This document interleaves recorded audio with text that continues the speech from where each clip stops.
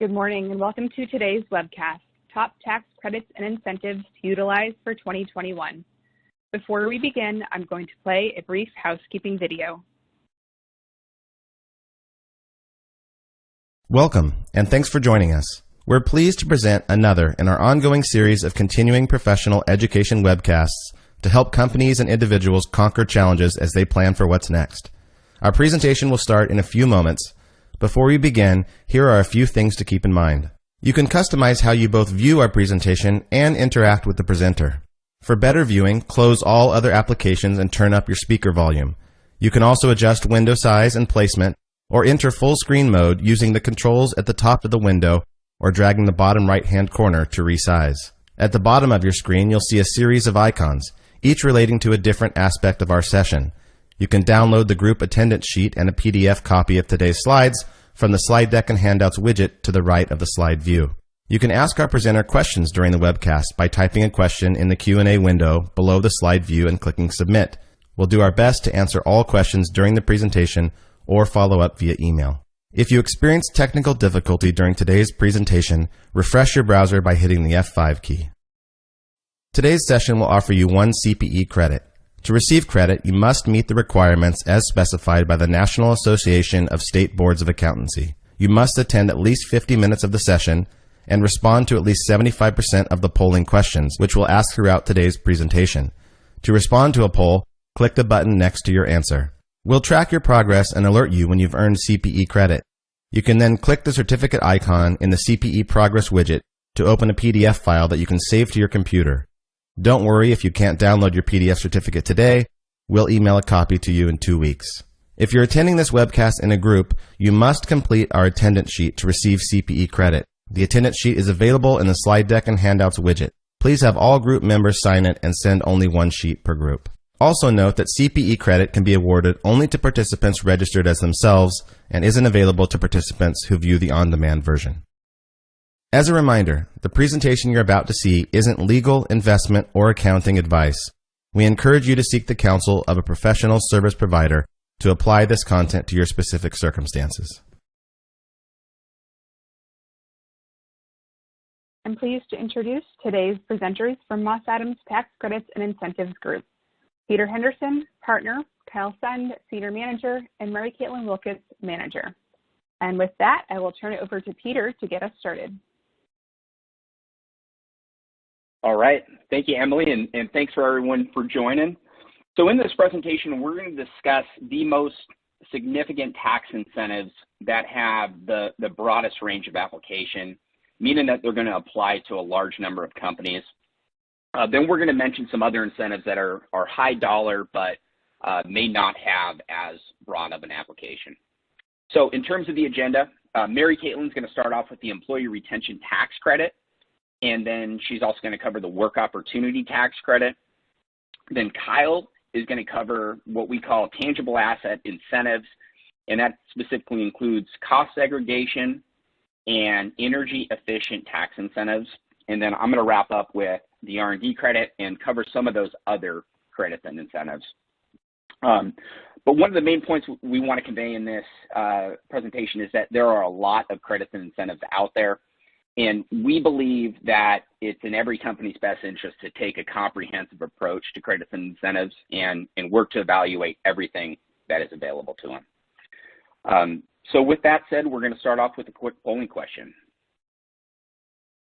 All right. Our first polling question: what tax credits and incentives are you most interested in learning about today? And your options are A, the Employee Retention Tax Credit, B, the Work Opportunity Tax Credit, C, Cost Segregation Study, D, Energy Efficient Tax Incentives, E, R&D Tax Credit, or F, all of the above. And I'll give everyone a few moments to respond.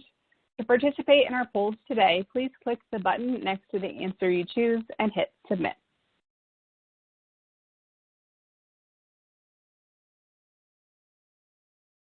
And just a couple more seconds here.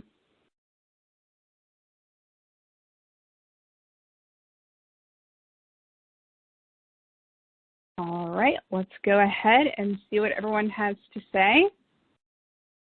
back to you. All right. That's not a surprise. So all of the above, that's good to hear. You know, again, a comprehensive approach to credits and incentives is important. And then employee retention tax credit, that's a big one. And so I'm going to pass things over to MaryCaitlin to talk about ERTC. Great, thank you, Peter. All right, so employee retention tax credit. So this was originally passed into law under the CARES Act in March of 2020 for the 2020 calendar year. The retention credit was created basically as an incentive to employers who were impacted by COVID-19 to retain and pay their employees instead of letting them go and then they subsequently going on government assistance. The credit is a fully refundable payroll tax credit. So to the extent that the credit generated exceeds the employment taxes for any qualified quarter, businesses may request a refund from the IRS for the excess credit. In December of 2020, the Consolidated Appropriations Act, or the CAA, was signed into law and included a 6-month extension of the credit through June 30th, and also included some expansions to the qualification criteria, which ultimately made it much more favorable to a number of businesses. Further, the most recent American Rescue Plan Act, or ARPA, was signed into law, adding another 6-month extension through December 31st, as well as added a couple new opportunities for businesses who were severely impacted by COVID-19. So to determine who is an eligible employer, we've created kind of a breakdown between the 2020 provisions and the expanded changes in 2021. So for 2020, an employer is qualified if they meet one of the following 2 options. So first is if an employer experienced a full or partial suspension of operations due to a government order that limited commerce, travel, or group meetings. In general, this is more applicable to non-essential employers or non-essential portions of an employer's business that could not be performed remotely and subsequently had to shut down under these orders. Additionally, the IRS recently came out with a notice providing more authoritative guidance for employers to help them determine if or how they may qualify for the retention credit. As part of that guidance, the IRS provided a definition to a previously undefined term that the portion of an employer's business that is partially shut down must be a more than nominal portion of the business operations. So to measure this, a business would look at that line of business and its facts, so that line of business that had to be partially or fully shut down, and looking at in the same quarter in 2019, to determine if the gross receipts or the employee hours of that line of business made up at least 10% of the entire business's, either their gross receipts or employee hours. If the partial suspension doesn't apply, the other way a business can qualify for 2020 is if the entire business had a quarter in 2020 compared to the same quarter in 2019, where the gross receipts show a more than 50% reduction. So for example, you would compare Q2 of 2020 to Q2 of 2019 to see if there was a greater than 50% reduction. After the first quarter, when the gross receipts reduction has been met, the business stays qualified until there is a 2020 or potentially 2021 quarter where the gross receipts finally reach at least 80% of the same 2019 quarter's gross receipts. Something to note here, depending on the ownership structure of the business, there are aggregation rules that may apply that would require the employer to aggregate the gross receipts across all other commonly owned businesses to determine if the 50% reduction is met. So something important to think about. So comparatively for 2021, similar rules apply in determining qualification. However, the gross receipts test just needs to show a greater than 20% reduction compared to the same quarter in 2019. So in 2021, you're still comparing to 2019. And this again is the test that you would do if your business did not experience a full or partial suspension under a government order. There's also a new alternative option to measure the gross receipts, and this is exclusive to 2021. This option allows employers to determine if they meet the greater than 20% reduction by alternatively measuring the gross receipts from the immediately preceding quarter against the same 2019 quarter. So for example, if Q1 2021 versus Q1 2019 does not show a more than 20% reduction, employer may alternatively measure Q4 2020 versus Q4 2019. And if there is a more than 20% reduction there, then they would qualify for Q1 of 2021. So same rule applies to Q2.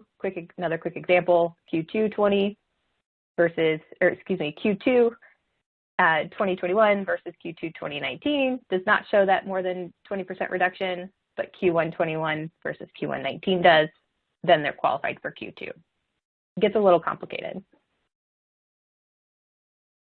So now that we've discussed how an employer may qualify, the next thing is to determine if the employer has qualified employees with qualified wages and/or health plan expenses. So during 2020, an employer who had 100 or fewer full-time employees based on 2019 average count, they are considered a small employer, and therefore all wages and qualified health plan expenses paid to all employees during the time the employer is qualified may be used in the credit calculation.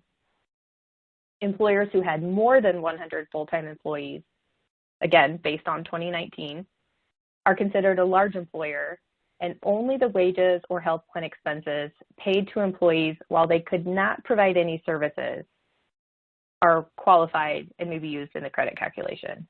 So one of the most common examples of this is furloughed employees for whom the employer continued to provide health plan benefits while the individuals were furloughed.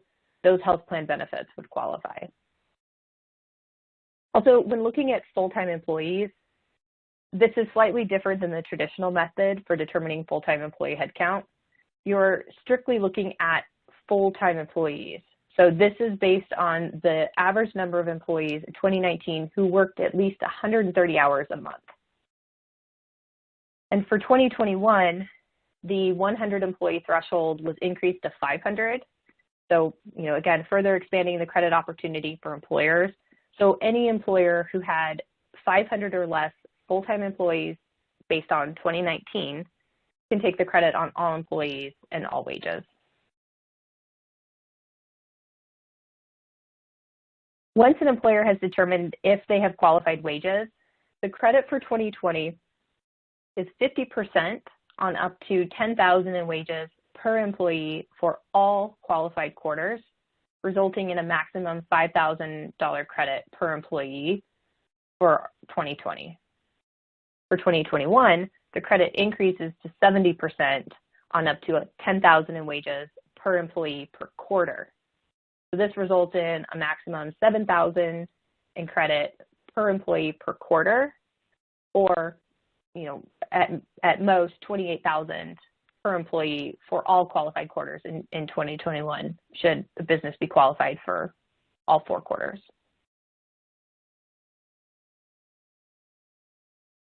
So to claim the credit, an employer can do one of 3 things. If a business is qualified in the current quarter, so let's say Q2 of 2021, they may claim the credit on their second quarter 941 for the credit generated on the wages paid during the second quarter. For businesses that are under that 500 full-time employee headcount, there is another option for the current quarter where an employer can file a Form 7200 throughout the quarter as a way of requesting in advance of the credit.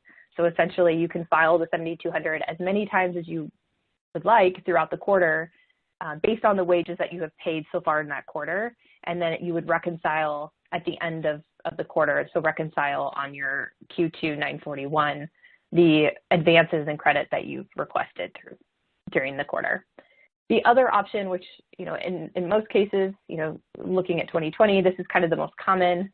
Employers are amending their 941s using the Form 941X to request a refund of the credit. So if you haven't taken advantage of the credit and you would qualify in 2020, you can go back and you can amend your quarterly 941s to request the credit. Same rule applies for Q1 of 2021. The statute of limitations to amend is 3 years, so you've got plenty of time. The ARPA did provide a couple new ways employers can qualify specifically for the third and fourth quarters. The first is the recovery startup business. Essentially, this is an opportunity that's limited to $50,000 in refund per quarter for businesses who started operating by February 15th of 2020 and have annual gross receipts of less than or equal to $1 million. And the second is the severely financially distressed employers. Any size business with a more than 90% reduction in gross receipts compared to the same quarter in 2019 can generate a credit on all wages paid to any employee during the quarter. So in this situation, it doesn't matter if you had more or less than the 500 full-time employees. Any size business who experiences that more than 90% reduction in gross receipts, and again, in either Q3 or Q4 of 2021 compared to the same quarter in 2019, can calculate the credit on all employees.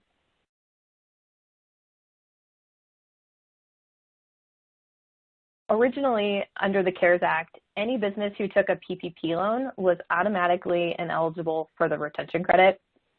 This also limited businesses who may not have taken the PPP loan but were subject to the aggregation rules, and a commonly owned entity took a PPP loan.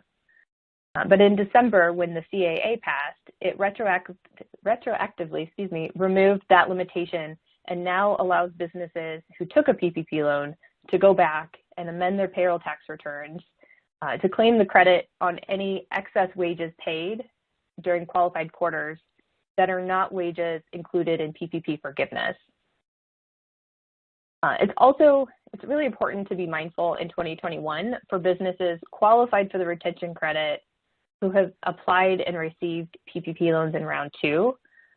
If those businesses plan to apply for forgiveness, they'll want to make sure that they do not take the retention credit in 2021 on wages they may need to meet the minimum requirements for forgiveness later on. So something to think about if you're currently qualified in 2021 and you took a PPP loan in round 2. In addition to the limitation on taking the retention credit on PPP forgiven wages, during 2020, employers could not use the same wages to calculate the work opportunity tax credit, the paid sick and family leave credit under the FFCRA, which is the Families First Coronavirus Response Act, or the federal paid family and medical leave credit, which is a separate and distinct credit from the FFCRA. The CAA expanded on that for 2021 and included limitations on wages paid under the R&D program. And then the ARPA has further expanded to limit wages from certain grants, like the entertainment venue grant or like the restaurant revitalization grants.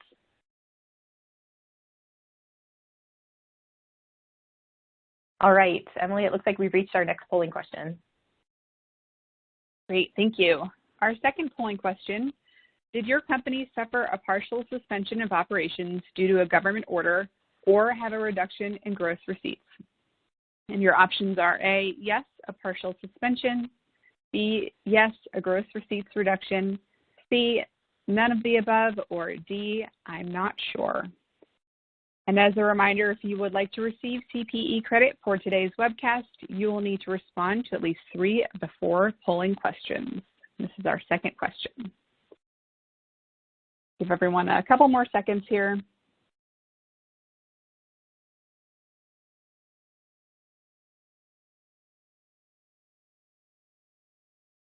All right, let's take a look at the results. Back to you. Great, thanks. So it looks like kind of a mixed bag in responses. For those of you who answered A or B, if you haven't taken some time to consider the retention credit, or you're not sure, definitely something worth your time. There's a lot of opportunity here. As mentioned, it's a fully refundable credit. So a lot of potential money on the table if you did experience that partial suspension or the gross receipts reduction. Okay, so now we're going to quickly pivot and talk about the Work Opportunity Tax Credit, which is also referred to as WOTC. So this is a non-refundable incentive for employers to hire individuals at a disadvantage to employment or who live within designated community zones, which designated community zones are kind of, they're impoverished areas specifically designated by the United States government, where they're trying to incentivize businesses to develop jobs and hire individuals who live in these areas. To the right, you'll see this is a simplified list of the current target groups that a new hire can qualify under and the maximum amount of credit that could be generated. Those with the green arrow, these are the most common target groups that we see individuals qualifying under. Most specifically, today, the long-term unemployed. We've seen a big uptick here because of so many individuals who lost their job and had to go on unemployment as a result of COVID. So this is a federal income tax credit that is also a general business credit. So while it's not refundable, it does allow for a 1-year carryback and a 20-year carry forward. Lastly, this program has been around for a really long time, but the CAA recently extended it through 2025. Here on your screen, so we've listed some industries and the current average qualification rates, common target groups, and average credits that we're seeing per employee.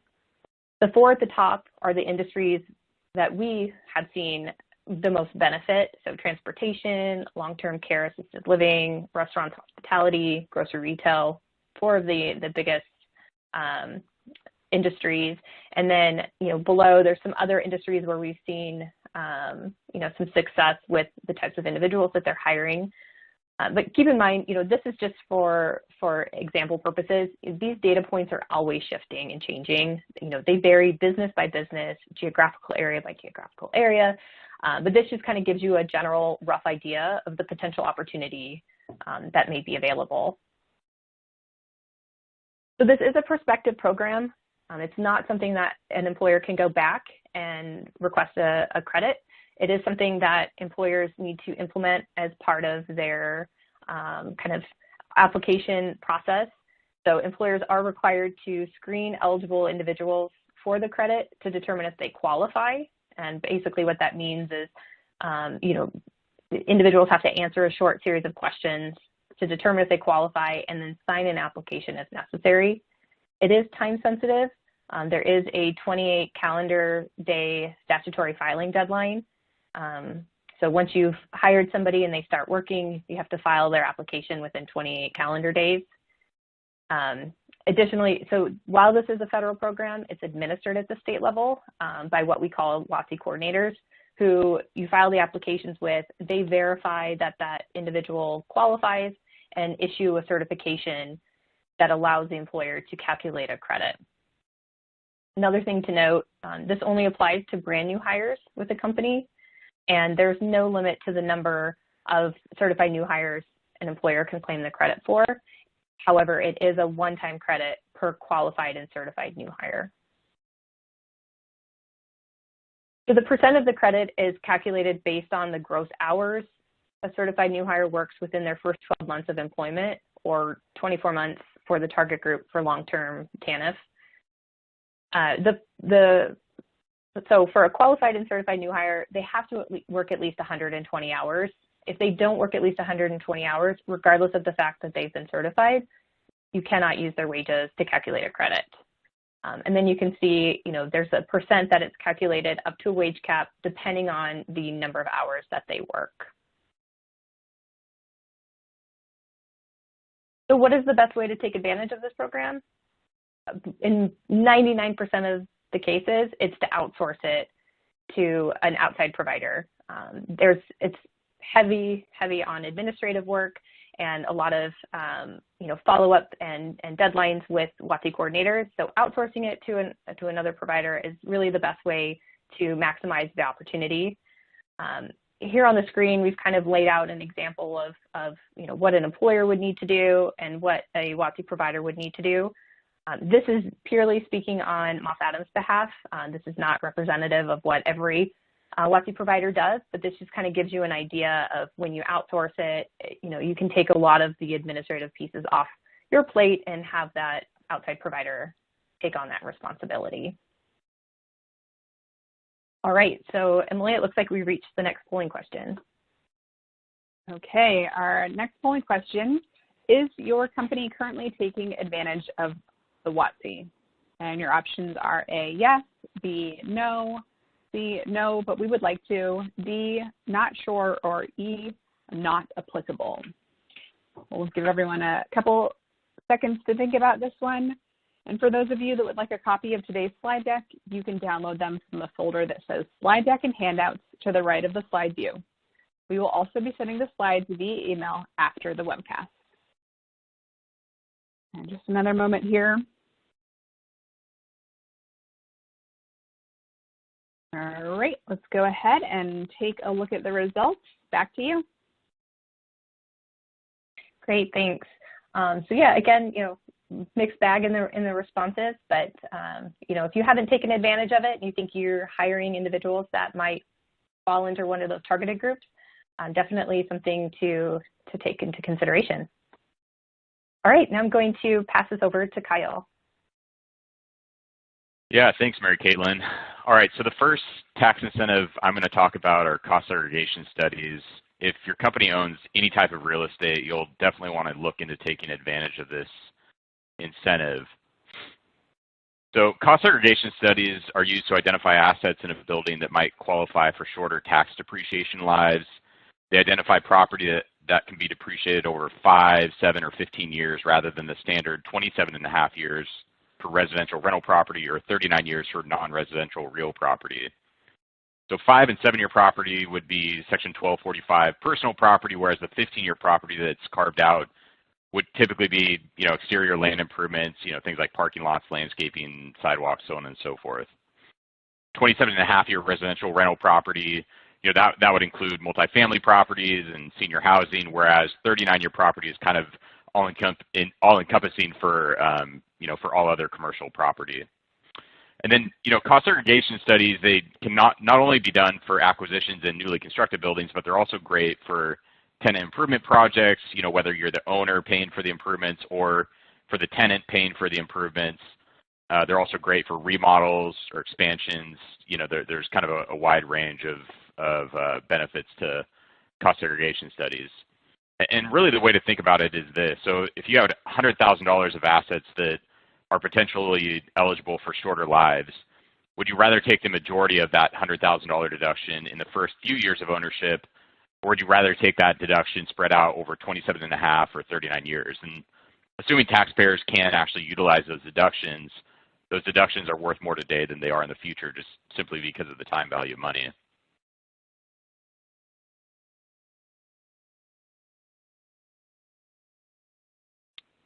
So as I mentioned, there's quite a few types of cost segregation studies. So basically any type of acquired properties and all types of construction projects, so ground up construction, remodels, expansions, TI projects, these all can make sense to have a study completed.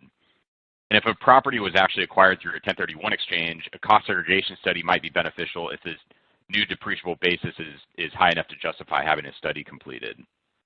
These studies can also be completed on a look-back basis through an automatic accounting method change or Form 3115. A taxpayer would catch up the depreciation missed on prior year tax returns by taking those deductions in the year that the Form 3115 is filed. And this can be done without amending any prior return. So it's a much easier mechanism than amending returns, of course.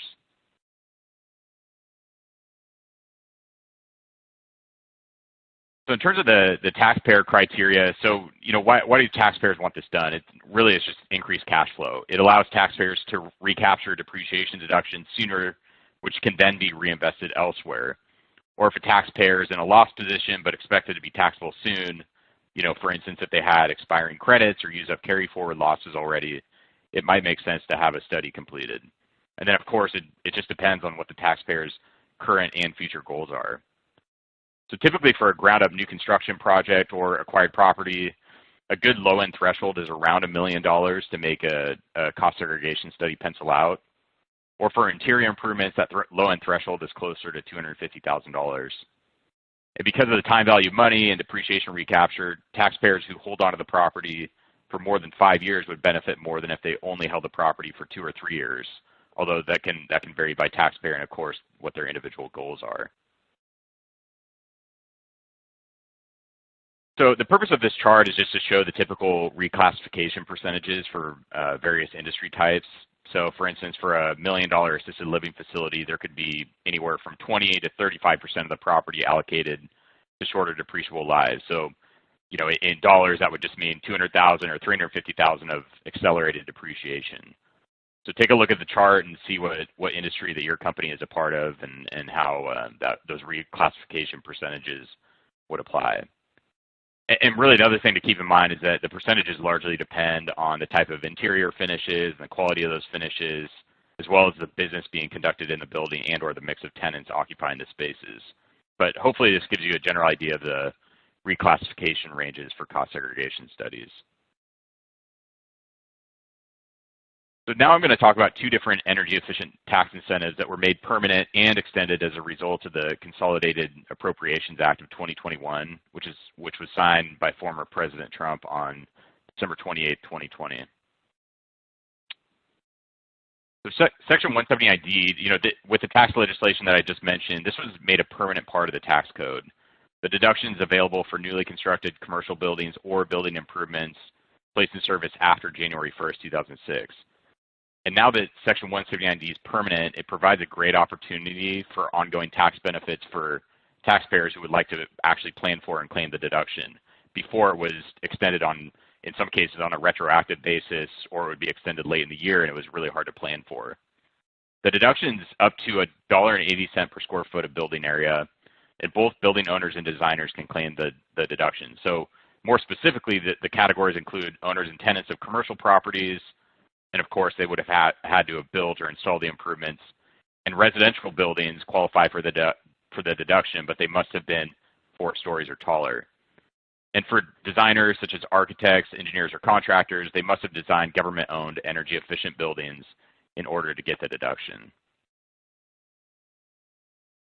So the Section 179D deduction can be as much as $1.80 per square foot, as I mentioned earlier.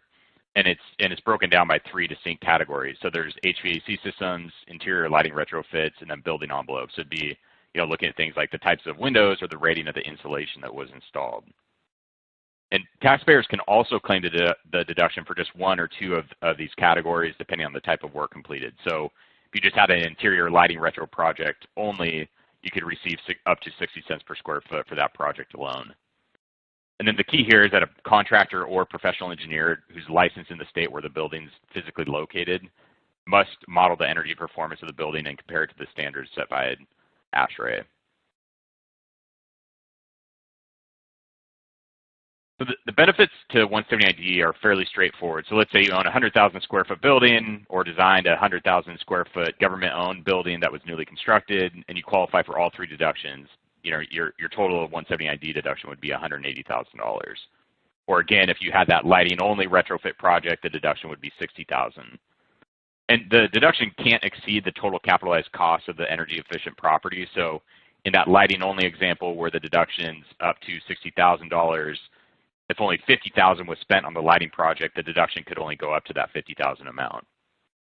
And of course, you'll want to take into account the state tax conformity when calculating the 179D benefits, as this isn't just a federal deduction. Some states conform to 179D, for example, Oregon, where I'm from, while others do not, like California. And you may also ask yourself, what effect does this really have on the environment? So according to the Department of Energy, both privately owned and publicly owned commercial real estate totals about 93 billion square feet. And in total, it accounts for about 35% of all electricity consumed in the U.S. So Section 179D is just one mechanism used to incentivize real estate owners as well as designers of government buildings to help lower the amount of energy usage in commercial real estate. And that can have a really positive impact on the environment. So for owners of buildings or tenants in commercial buildings, the property types listed on the left side of this slide, those typically provide the most bang for your buck. Again, because the deduction's tied to the square footage of the building, the larger the building, the greater the deduction. And for designers of government-owned buildings, the property types on the right side is what you'll want to look at. If your company has designed any of these buildings in the last couple of years, your company should definitely look into 179D as a designer.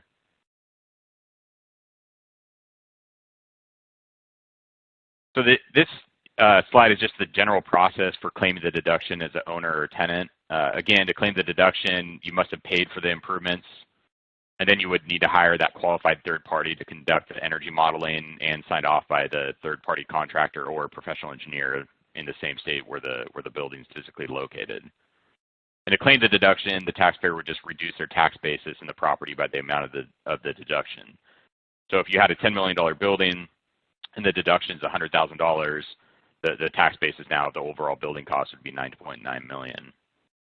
And in order to claim the deduction on a historic basis, you could file that Form 3115 that I mentioned earlier to catch up the deductions that were missed and claim them on a current year tax return. So as a designer of government-owned buildings, the process is generally the same with a few exceptions. So first, the designer must be comfortable that they're considered a primary designer of that government-owned building. And the taxpayer must also receive a signed allocation letter from the government entity that just simply allocates the deduction to that specific designer. And then to claim the deduction on the tax return as a designer, it gets reported under other expenses on the tax return. And then, also a little bit different from the owner and tenant piece is that in order to go back in time and claim the deduction as the designer of government-owned buildings, tax returns would have to be amended. So depending on the tax structure of your architecture, engineering, or construction company, it may be worthwhile to look back a few years and see if amending might be an avenue worth pursuing. So this page is just a representation of the frequently asked questions that we get. So with the first question, if you claim the deduction as a designer of government-owned buildings or on the flip side as an owner of commercial real estate, it's not going to automatically trigger an audit from the IRS, but it's definitely important to ensure the proper steps have been followed to determine your qualification for the deduction. Like with any piece of the U.S. tax code, it's just important to do that due diligence on any tax incentive you may be taking advantage of.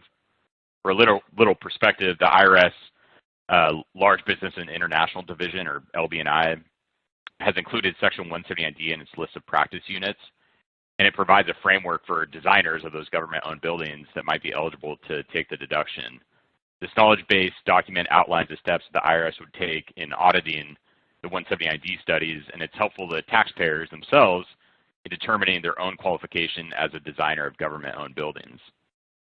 That middle question is, again, about designers of buildings that are owned by nonprofit organizations. You cannot claim the 179D deduction as a designer for nonprofit buildings because the building must be owned by a government entity. And then the third question is one that we get quite often. Many of the buildings designed today pursue LEED Platinum, Gold, or Silver status, but that really has no bearing on your ability to claim the 179D deduction. The criteria for 179D is different than the LEED energy efficient standards. So again, a qualified third party must still conduct the energy modeling and sign off on the deduction. Having said that, though, if you designed a LEED building or if you own a LEED building that you built, it certainly doesn't hurt the potential for claiming 179D. So as I mentioned earlier, there was a second energy efficient incentive that was extended in December of 2020. The Section 45L Residential Energy Efficient Tax Credit was extended to the end of this calendar year, and it is $2,000 per dwelling unit. Section 45L, it's available to owners of residential real estate and to developers of single-family homes. And similar to 179D, a qualified third party must complete the energy efficient certification. In order to go back in time to claim the 45L credit on a prior year tax returns have to be amended. So taxpayers will definitely need to be aware of the tax implications to all investors when amending these returns.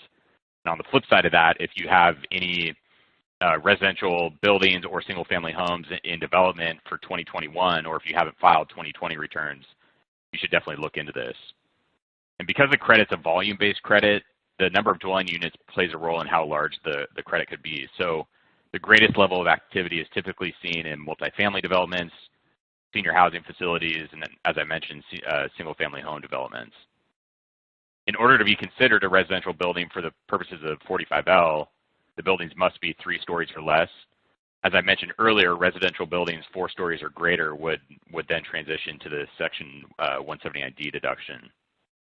And just as a quick example, again, it's fairly easy to calculate, but in a newly constructed 100-unit apartment complex with all buildings 3 stories or less, the credit would be $200,000. I think we're heading to the next polling question here. All right, our final polling question.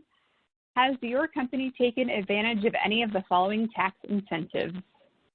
And your options are A, cost segregation, B, energy efficient incentives, 179D or 45L, C, cost segregation and energy efficient incentives, or D, none of the above. And once you have completed all CPE requirements, you will be able to download a PDF of your CPE certificate from the CPE progress window to the right of the slide view. And just a couple more seconds here on this final poll.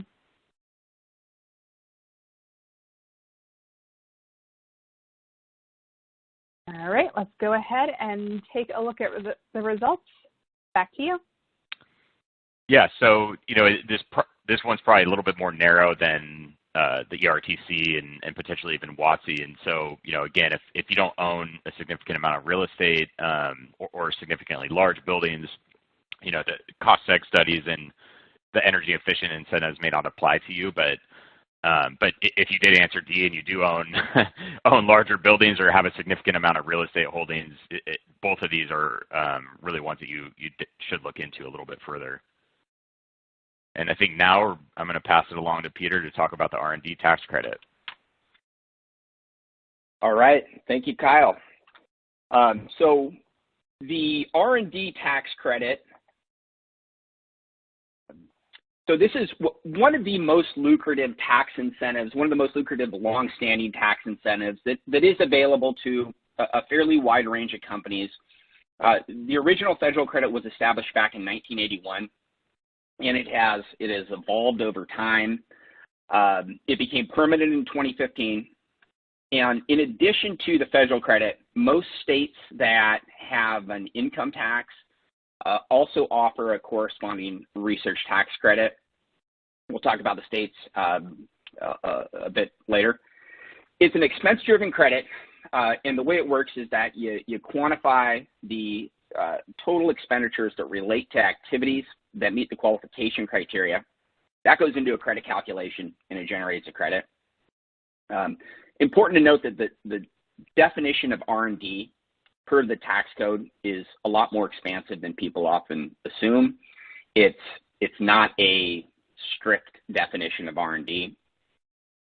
And one of the things that make this credit so beneficial is that companies can capture it year after year as long as they continue to incur qualified development costs, which most companies that are claiming this credit continue to incur such costs. There are fairly strict documentation requirements, which we'll cover. And then finally, we'll cover a recent addition to the credit that allows certain startup companies to use the credit to offset payroll taxes. So a bit more background on the credit. It's a dollar-for-dollar credit that offsets tax liability. This slide says over $13 billion claimed annually, but that's an old figure. On the federal level, it's much higher than that per year now. There's no limit on the number of R&D credit dollars that are available nationwide or on an entity level. Unused credits can carry forward for up to 20 years. So if a company can't use the credit, doesn't have tax offset in a given year, it carries forward for a really long time. And then companies that haven't claimed the credit are able to retroactively claim the credit for at least 3 prior years by amending returns. And then certain companies that haven't claimed the credit and have not yet incurred income taxes, maybe they're pre-revenue or using NOLs, they can effectively go back to the company's inception, dependent on a few factors, and pick up those credits retroactively on a carry-forward basis. So I mentioned state credits.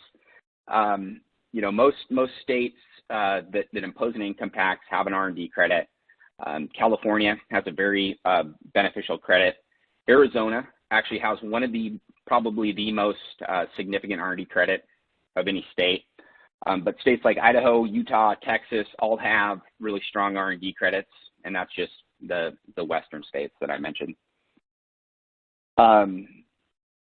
And on the state level, for companies that are operating in a state that has a state R&D credit, between the federal and that state credit combined, we generally see about a 10 to a 15% return on the dollar of qualified costs will come back in the form of credits. So this table just shows some example companies with a given revenue size and the annual R&D credit that they were able to claim. This is just, again, to show, how substantial the credit is. Again, it's an expense-driven credit, so it's ultimately going to depend on how much qualified expenditures a company incurs. But there is, some heavy correlation between the credit size and, the industry that the company's in, as well as their revenue. So, larger companies in more high-tech industries are generally going to have a higher credit. Okay, so what are qualifying activities and eligible costs? So this is the way the tax code defines R&D. For activities to qualify, they need to meet 4 requirements. First one is that the activities need to be intended to develop a new or improved product or process. So there's 2 sets of keywords there. It's new or improved product or process. Next one is that there needs to be an element of technical uncertainty in the development process, meaning that you can't know, how you're going to get to your end result from a technical perspective from the onset of the initiative.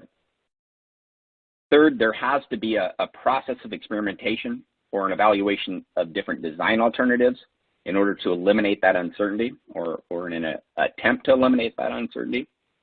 And then finally, the activities need to be technological in nature, so relying on hard sciences. Now, wages are generally the largest driver of these credits.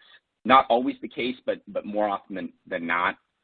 And in addition to picking up expenses for the people who are directly meeting these criteria, we can also capture time and expenses related to people who are directly supervising those individuals, as well as people who are directly supporting those individuals. Other types of eligible costs can include supplies, contract research, and rental or lease of computers, which is essentially things like Amazon AWS costs. Okay, so the payroll offset, this is a relatively new addition to the R&D credit, and it allows companies that meet 2 criteria to elect to use the credit to offset payroll taxes opposed to income taxes. And the idea here is that, any company that has employees is going to be incurring payroll taxes, whereas they might not yet be incurring income taxes. So the 2 criteria are that, first, that the company could not have had any gross receipts prior to 5 years ago. Second criteria is that the company has to have had less than $5 million in revenue in the year for which they're opting to make this election. And then, of course, the company has to have otherwise qualified for an R&D credit. And if they meet these criteria, they can elect to offset up to $250,000 per year to offset payroll taxes. And like the non-payroll tax credit, any unused credit carries forward.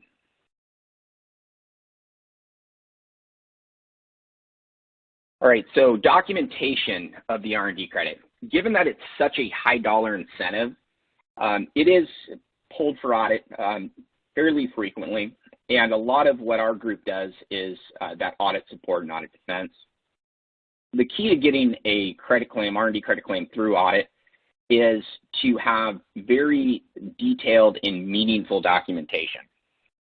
One of the other requirements is that we have established Nexus, what the IRS calls Nexus, between the projects generating the credit and the qualified dollars. So we've got to be able to associate the total pool of qualified dollars with the specific projects generating the credit. And in terms of the documentation, we've got to be able to show exactly why these projects qualify. The idea is that with Nexus is that, if after reviewing the documentation, the IRS determines or believes that one, say a given project doesn't qualify, they then have a mechanism to pull those costs out of the calculation and adjust the credit accordingly. But quality documentation is key, and being able to document the technical aspects of the project is also really important.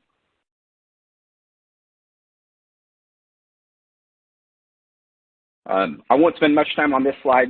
This is another fairly recent addition to the R&D credit. It's a it's a general business credit. And in the last few years, there's been an addition which allows companies or their shareholders to use the credit to offset alternative minimum tax. To be eligible to do that, the company has to have less than $50 million in revenue for the prior 3 years. With the elimination of the corporate AMT in recent years, this is really only kind of relevant to shareholders of pass-through entities, but historically that's where we've run into AMT limitations, inability to use the credit due to AMT. So this just makes the credit even more usable. Okay, so that wraps up our R&D credit discussion. And so up to this point in the presentation, we've covered the largest incentives with the broadest application. And there are countless other credits and incentives out there. We've listed some of those other incentives. This is effectively kind of the next tier of incentives. And I'm going to just briefly touch on a few of these, starting with transferable credit. So there's a number of state and some federal incentives that are able to be transferred or sold by the entity generating the credit to an unrelated third party who then uses the credit. So the big specific transferable credits are going to be the low-income housing credit, the historic tax credit, entertainment credits such as the Georgia Film Credit, and then some energy-related credits such as solar credits. And we've got a team of specialists who work in this area, and what they do is bring the buyers and sellers of these credits together, and then they also assist with what's called the cost verification process, which is generally required with these transferable credits. They have to be verified prior to that transfer happening. And our team does a lot of these. They've facilitated over $3 billion in transferable tax credits, and they have performed the cost verification process on about the same amount. One other one that I'll quickly hit on is the California Competes tax credit. This is a negotiated incentive intended to keep companies or to grow companies / jobs in California. And we have an individual who specializes in this and has had a lot of success, but it's a very competitive application process that requires a lot of know-how in order to secure the benefit. For the sake of time, I think we'll just start to wrap this up, and we've only kind of scratched the surface on some of these other incentives, but we're assessing having more regular credits and incentive CPE webcasts similar to this one, but covering, some of these other incentives in more detail and providing updates on the large incentives that we discussed. We're thinking about doing quarterly webinars if the demand is there. But in wrapping up, just want to reiterate there are a ton of credits and incentives out there, and a lot of them go missed. One of the goals of our company, Moss Adams, is to really take a holistic and comprehensive approach to credits and incentives where we're evaluating anything and everything available. And as part of that, we have what's called a credits and incentives checkup engagement, where we come in and we do an in-depth evaluation of the incentives that your company isn't taking but could be. That includes these big ones that we discussed in detail and the smaller, kind of more obscure incentives. So please reach out to us if that's something you're interested in discussing further. And with that said, we've got a few minutes for questions. All right. So if you have questions for any of our presenters today, we do have 5 minutes left. We have a lot of questions in the queue, so we will get right to it, and you can submit your questions in the Q&A window. And we'll kick it off here with, looks like this is for MaryCaitlin. Are the FTEs calculated in the same way as the Affordable Care Act? So for the retention credit, when you're measuring your FTE count, essentially the way this works, so it's slightly different than other FTE counts. So you're basically looking in 2019, each month you take the number of employees who worked at least 130 hours, and you sum up the number over all 12 months, and then divide that number by 12. And that's what will give you your FTE count as it relates to the retention credit. Thank you. And our next question, for the 2021 qualification for ERTC, does it only apply to full-time employees as well? Can you state that question again? I'm sorry. Sure. For the 2021 qualification for ERTC, does it apply only to full-time employees as well? So for 2021 and even for 2020, the full-time employee, the reason for that is just to determine if a business is considered a small business or a large business. And so if you're under the full-time headcount threshold, either in 2020 or 2021, then the credit applies to all of your employees that you paid wages or health plan expenses to during the quarters in which your business is qualified. So that could be part-time, could be full-time, it doesn't matter. If you're over that threshold, then it's wages paid to employees while they are not able to work. So again, it doesn't matter if they're full-time or part-time, you're just looking at employees who were paid and not able to work or furloughed, and you continue to provide health plan benefits. Great, thank you. Let's see here. Is this just for new hires going forward if you're an employer who has never utilized WOTC? So for the WOTC, when you file the application with the WOTC coordinators for a qualified new hire, they do look at their employment record. So if there is any record in the past of this individual having worked for your company, then they would automatically not be eligible. So regardless of the fact that your business did not claim the WOTC on this individual in a prior year, it doesn't matter if you had reported them in any prior period, then they would not be qualified. They'd be considered a rehire. So it has to be somebody who is brand new and had never worked for the company before. Great, thank you. We probably have time for one more question. And I just wanted to remind everyone, if we don't have time to get to your questions, as we will not have time, we'll do our best to follow up with you after the webcast. So let's see, where is the WOTC claimed? Against payroll taxes or on the income tax return? So with the WOTC, if for nonprofit businesses, so for an employer who is a not-for-profit, the credit is claimed on the payroll tax return.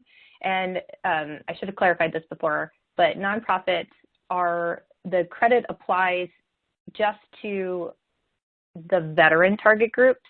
So for nonprofits, not all of the target groups are eligible. It's just associated with the veteran groups, and that is reported on the payroll tax return. For-profit businesses, it's reported on the federal income tax return. It's considered a general business credit, so it gets applied to offset the federal income tax on your tax year-end return. Great, thank you, MaryCaitlin. We are out of time today, so I am going to close this out. Thank you so much, Peter, Kyle, and MaryCaitlin, for a great presentation today. As I mentioned, we have a ton of questions, and we will be doing our best to follow up with you all after the webcast. As a reminder, if you attended today's presentation in a group and would like to receive CPE credit, you must complete the group attendance sheet found in the slide deck and handouts window to the right of the slide view. If you participated as an individual and met all certification requirements, your certificate is available to download now in the CPE progress window. I'll keep the webcast console open for a few minutes to give you time to download your CPE certificate. A copy of your CPE certificate will be emailed within 3 weeks should you have any difficulty downloading it now. And here you'll see a link to an online survey where you can provide feedback for today's presentation. Please take a moment to complete this survey as your feedback is very important to us. Thank you for joining us, and we hope you'll join us again next time.